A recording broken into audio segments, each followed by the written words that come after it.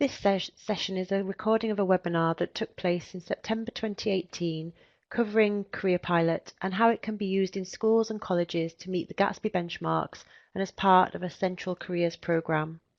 So it will cover what Careerpilot offers, how it meets the Gatsby benchmarks, and I'll cover a little bit more about new developments planned for the autumn term. We also recently won the CDI award for Best Website, and so it's well used within the south of England, and the feedback we get from schools and colleges is really positive. So Careerpilot is a free website for 13 to 19-year-olds used across the south of England, and it's free. And the reason it's free is that 20 universities across the south of England fund the development of the website along with 6 NCOPs. Lots of users are using it, and more users are using it each year. And the feedback we get is really positive, and a lot of the students using it are finding things out for the first time. It can also be used with teachers where perhaps careers isn't their priority subject, and that will help them if they're having conversations with young people. So in terms of Gatsby benchmarks, there are 8 of them, and this follows a pilot that took place in the North East. And these benchmarks have been developed, and so schools are now expected to meet these 8 Gatsby benchmarks and record how they're doing in relation to each one to provide a really good careers programme. And so during this session, I'll talk about Careerpilot and how it meets each of these 8 benchmarks. So with using the Careers Enterprise Company's Compass tool, schools were asked to try and record how many of these 8 benchmarks they're currently meeting, and on average only 2 out of 8 of the benchmarks are currently being met. So by using Careerpilot, schools can try and meet the 8 benchmarks, and the reason being is there's so much scope within Careerpilot to be used with all age groups and parents and staff. And so as part of a central careers programme, which is Gatsby Benchmark 1, schools can use Careerpilot from year 7 upwards to help students find out more about all of their choices. So from years 7 and 8, where they're probably just looking at jobs, starting to think about jobs and what skills are required for those jobs, alongside with the qualifications perhaps that they need to achieve in order to do those jobs, Careerpilot can be used to offer that information. There's a pre-16 skills map which allows younger students to put in their experiences and their hobbies, and skills can be generated that will start them to get to think about what they might need to do in terms of meeting those requirements. As we move into Key Stage 4, Careerpilot can be used even further to try and get students to think about their post-16 and post-18 options, start to think about whether they might go on a university pathway, for instance, or an apprenticeship pathway, and again, keep adding to their skills maps in readiness to complete CVs, perhaps if they're going to a college. Then once we get into the sixth form, year 12s and 13s can use Careerpilot in readiness for applying to a university course or a job or an apprenticeship, again by searching out what there is out there and what things they need to do in order to make the best choice for them. So it's a progressive programme all the way from year 7 to 13, and we've got resources to help each year group, and we're currently trying to extend the resources available for each year group. Not only that, but when students are using Careerpilot, if they register on the site, they can record what they're looking at within the career tools, and a report can be produced that moves up with them year on year. So as part of Gatsby Benchmark 1, you can really satisfy that requirement because you're showing that a stable careers programme is being benefited by the students being familiar with Careerpilot each year, and they're using a free, impartial website to make their decisions. So the student area has 2 parts. The information part is where the students will go on and look at the information that's relevant to them.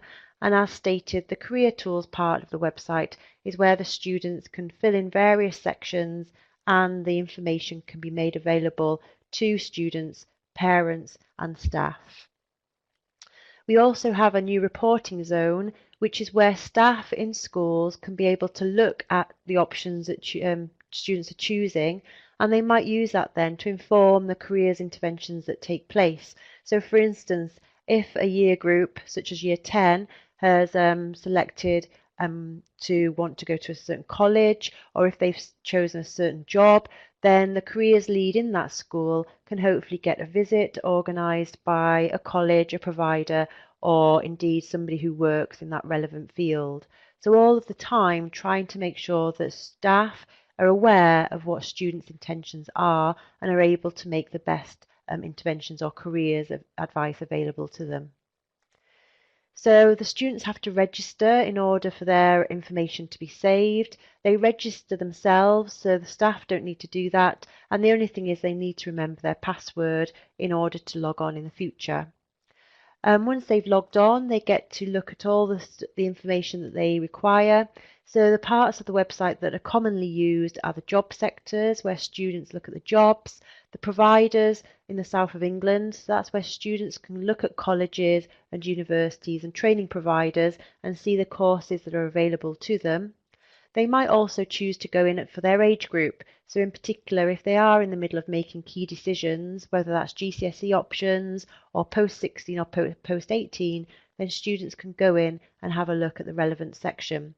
Not only that, but there is the qualification planner where students can go in and look at the different levels of qualifications all the way up to level 8. And again, this is useful for staff as well because commonly they're not sure of the different levels of qualifications and once students leave school. So it's a good comparison between apprenticeships and the more academic pathway. So teachers and staff can see and students can see that there is the equivalent qualification at each level. So students quite often go in depending on what they're wanting to find out about. And again, the information is really easy for them to see, easy to use and impartial.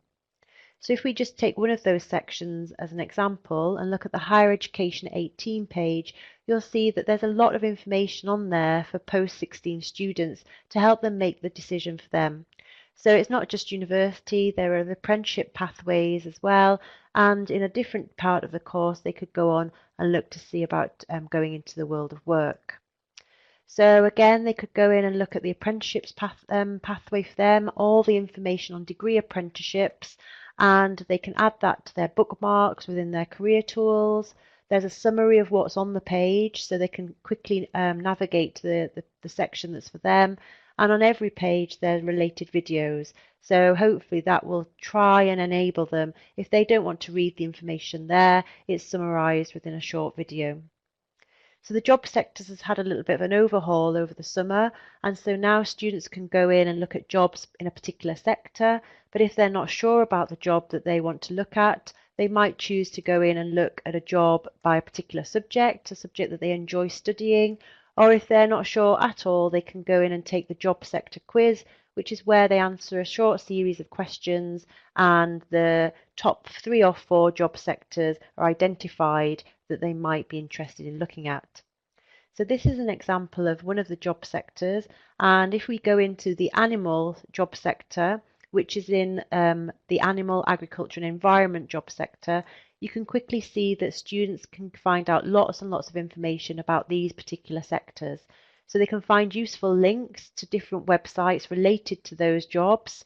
They might be told in the Getting In section about the various qualifications or routes to that particular job. There are videos again related to those jobs and people who might do those jobs or be in training in order to do those jobs. There's a careerometer, which is a tool that uses LMI, labour market information, to show if jobs are growing or if they're in decline. And it's a neat way of comparing 3 different jobs in terms of salary, working hours and growth. And on each job sector, there are links to lots and lots of job profiles, which is where students can find out information about specific jobs.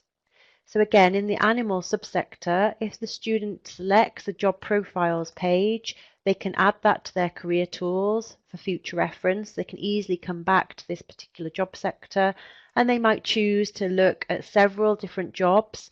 And again, that's saved within their profile, and they can find out lots and lots of information about different jobs. So from year 7 upwards, they can find out specific information. And again, because it draws on LMI, labour market information, that now meets Gatsby 2. So a really useful tool, again, for students who perhaps don't know what they want to do, or even students that do know what they want to do in the future, perhaps giving them a few different options. We all know that students tend to want to do the jobs that they're familiar with, so nurse, teacher, doctor, fireman, so on, but it's really important to show students the wealth of different jobs that are available.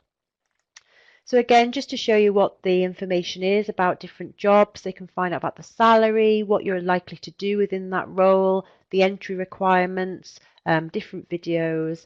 And then there's also a new section now highlighted in red where students can see the skills that are required for a particular job. And if they've completed the skills map, either post-16 or pre-16, they can then compare the skills that they have been generated against the skills that are required for a particular job, and they can start to see if there's a gap or if they're well matched to that particular job. So again, it's just all recorded in their career tools and in their report, so it's easily viewed by the student, a parent perhaps, or a member of staff. So when they're looking at the job sectors, they have a choice of saying if they're firmly interested in a particular job or if they're just exploring. And you might find that as they progress from year 7 to 13, that changes. But again, it's a useful starter for a dialogue if you're having one-to-one conversations with students. So for Gatsby 3, it's all about addressing the needs of the individual pupils. And because there is this career tools section on Careerpilot, we are meeting that Gatsby benchmark by showing the students what they have looked at and hopefully reinforcing that with conversations taking place within the school or college. So a tutor or a mentor or a careers advisor could quickly look at this section with the student and start to have a conversation about the job sectors that they're interested in. And they might talk to them about the jobs that they're interested in and what they need to do over the next few years to try and reach that particular goal. So all of that is addressing Gatsby 3, addressing the needs of the individual pupil. As well as that, because we've now got the reporting zone, allowing staff in schools to be able to see this, hopefully that will reinforce the careers programme that's taking place in school, because careers advisors, careers leaders can now hopefully use that information at the back end to try and make decisions about how to progress the careers information within their schools. So for instance, if you do have access to the reporting zone, you can look at reports by a particular school group or a particular individual, and again use that information to inform your decisions. So this is just a screenshot of a particular report from a year 11 set of students, and it's showing you their job sector choices. So hopefully you try and get people from the finance world in, or people from business, because they're the most populated columns. And again, whatever the career might be that's most populated, trying to get the right people in to talk about what they do. All of this data is downloadable into Excel, where it can be filtered and manipulated and saved as you see fit. So something that's been done in a local area for a local NCOP, a project based in Bath, is that they asked us to try and find out what job sectors are most popular in a set of schools, and we could easily do that just from the data that we had on the reporting zone. So again, just an example of how the reporting zone can be useful and used to meet the Gatsby benchmarks. So alongside that, you can the students can have a look at the subject choices. So this particular student has looked at art, and the jobs that are related to art are identified. Again, related videos about jobs within the art sector, and there are now links to MOOCs. So these are free online courses that students could carry out in order to think about whether they might want to do that at a higher level. So again, all of this information is freely available to students. And again, now this meets Gatsby 4 because for Gatsby 4, it's all about linking the curriculum to careers. So as any subject teacher could easily access this information as well and try and draw it into their subject teaching. So the skills map that I referred to earlier now actually complements Gatsby 5, 6 and 7 because as part of the skills map, either pre-16 or post-16, students can record what they've been doing in terms of work experience. They might be recording visits that they've undertaken to a university or an employer, or they might have had a visit or somebody come in from a college, whatever it might be, they can now use this part of the website to record those encounters. So the skills map in essence will start off with asking them a series of questions about what they have done. And once they have ticked the boxes, the skills map will then generate a number of skills that can be matched to those experiences. Then there's a skills bank generated, which shows the skills in top to bottom order. So again, you can start to have a conversation with the young person about what skills they might need to develop for particular jobs. This is where they can also add their examples. So if they've undertaken work experience, or if they have a voluntary job, or if they've been on visits, this is where they can start to record those experiences. And once they've done that and ticked the relevant skills that they think that they have encountered, they can then, it'll be added to their skills bank. All of the time being able to compare the skills required for a particular job or a particular course, and so that is good for that purpose. So just to show you the Find a Provider section, so within the Find a Provider section are links to lots and lots of providers within the South of England region. And again, students can use this to go on and have a look at different providers and the courses they're offering. And so that now meets number 7, because they can then go on and look to see what might meet their needs. And again, all the time they can add that to their career tools, ready for further research at a different time. So just to show you what their report looks like. So if a student has completed all of their career tools, it starts to look a little bit like this. If they've had a one-to-one conversation with a member of staff, then that might appear on their report as well. So all of the time, keeping all of their careers information in one place. So personal guidance can be used to meet Gatsby 8. So again, careers advisors or teachers in school can use the reporting zone in order to record these one-to-one conversations, but not only that, use the information in the report to show them things about the student that they're talking to. At the end of every academic year, there's a snapshot taken of the student's report, and it's saved for the next year, and the student can then update that in the next year as well. So in order to access the reporting zone, it's really simple. You apply for access either through the advisor zone on the website or email us directly. You will then be sent a data sharing agreement, and you have to sign the data sharing agreement to meet GDPR regulations. You then get a password sent, and at that point, a member of staff within the school is a password keeper who is able to access the reporting zone, but also set up other members of staff in order to do that. So if that's something that's of interest, then please don't hesitate to do that, and we can do that really quickly. So development's planned for the autumn term. So before Christmas, we're hoping to extend the resources available to advisors within the advisor zone. So in particular, a scheme of work for delivery of Careerpilot in PSHE lessons. We're also developing a course search. So rather than go out to the apprenticeship website or to UCAS, students can look for courses within the Careerpilot website itself. And we're also including an apprenticeship search and a job vacancy search. So again, students can try and see what is available for them when they leave school or college. So just an example of what this will look like. So at the moment we have suggested activities for each year group, but we're going to try and extend that then, so it's a scheme of work that teachers who might be delivering careers in PSE can use and use very easily with presentations and worksheets. And so again, this lends itself, if careers is being delivered whole school, that then meets Gatsby Benchmark 1. We're also in the middle of developing the course search. That will hopefully be ready by sort of Christmas time, and that's where students can start to look for courses that are appropriate to them. And then the last and not least is just to show you where all of this information will be. So the advisor zone is where you can go and find lots of resources to use. Free materials can be sent. Access to the reporting zone can be requested, or staff training. So it's worth familiarising yourself with the advisor zone section of Careerpilot. and lots of schools are promoting Careerpilot, and in particular the parent zone to parents.